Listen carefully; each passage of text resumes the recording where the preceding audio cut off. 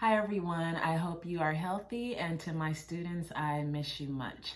Today's writing lesson, and this is going to be a challenge to do writing online, but we are up for the challenge. Today's writing lesson is going to address the following goals.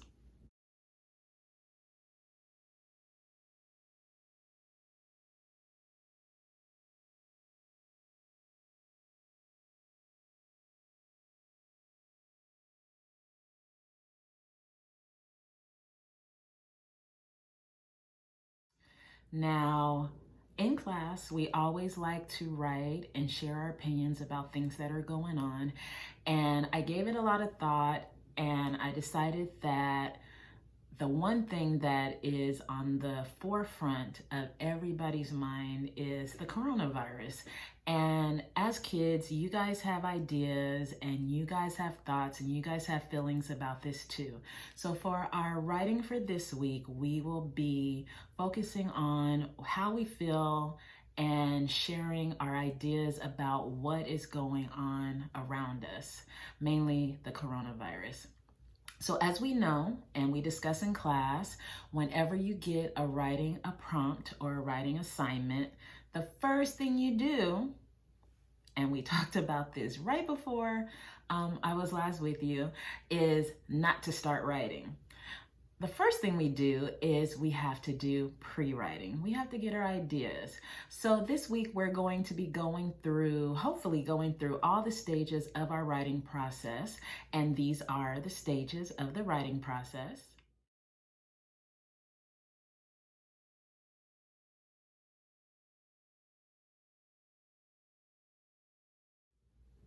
Today, we're going to be focusing on pre-writing.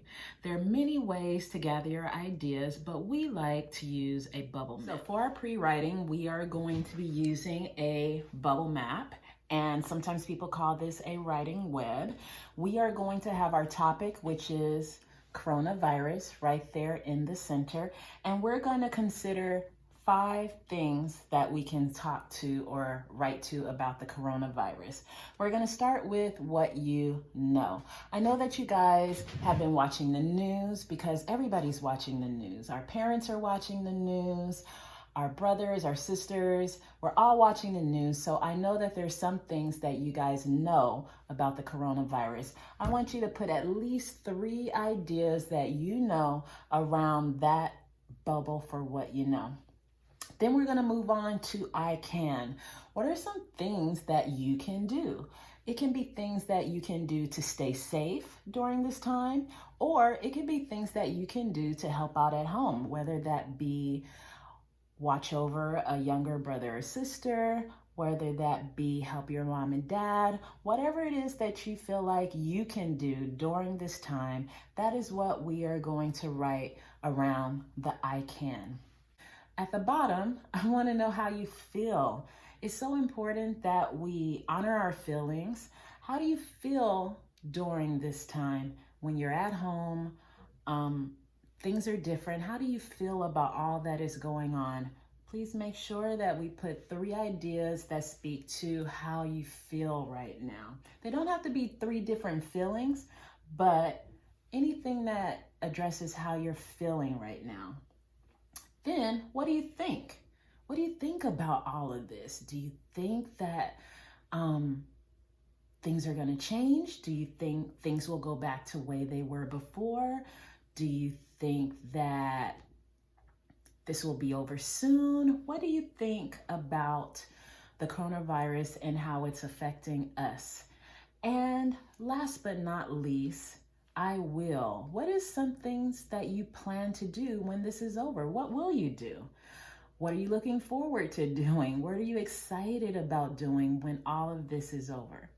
So this will be a perfect time for you to pause the video and create your own pre-writing bubble map so that you can gather your ideas about the coronavirus, what you know, what you can do, how you feel, what you think, and what you're going to be doing when this is all over. So pause it right here.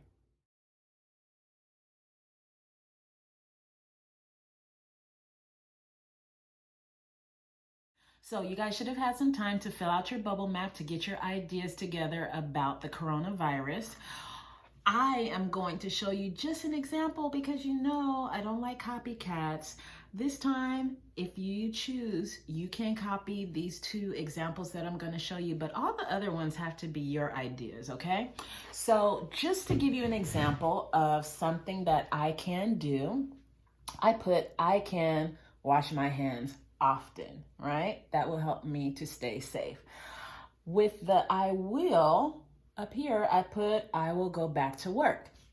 Now, if you're one of my students, then you know that this part of the writing process requires that we add details. So now that we have these ideas, I can tell more about the details, and that's what I want you to do too. So for example, I can wash my hands. What more can you tell me about washing your hands? Well, I know that I've seen that they say that you should wash your hands for at least 20 seconds. I'm gonna put 20 and I'm gonna write seconds right there. And they say that you should wash your hands with soap. Okay, I'm gonna write soap as a detail. And I've also heard that you can also clean your hands with sanitizer. So I'm gonna add sanitizer as a detail.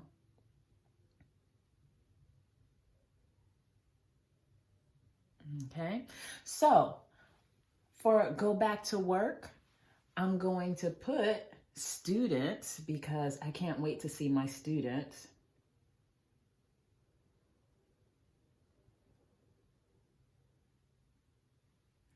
And I'm going to put happy because I will be happy when I see my students and that they're all safe. So this is just an example of how you can take the ideas that you wrote and now go back to each one and think, what more could I say about that idea? What more did I say about washing hands? I said that you should wash your hands for 20 seconds using soap, and you can also use sanitizer to make your hands clean. What more details did I add about going back to work? I added that I will be happy and that I can't wait to see my students. So please note that we are not writing whole sentences at this stage of our writing. We are just getting 1-2 word type of reminders about the things that we plan to say. So this would be a great time for you guys to pause your video, go back to each of your ideas and think, what details can I add to support that idea?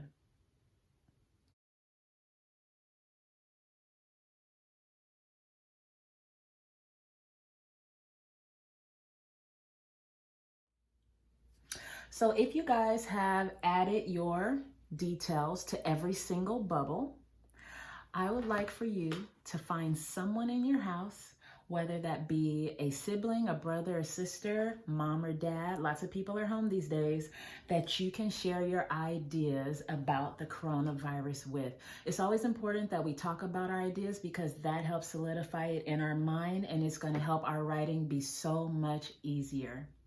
Now, for my students, I would like for my students and those who are watching, who are not my students in particular, to follow this up by adding to your reading fluency. So writing part is done.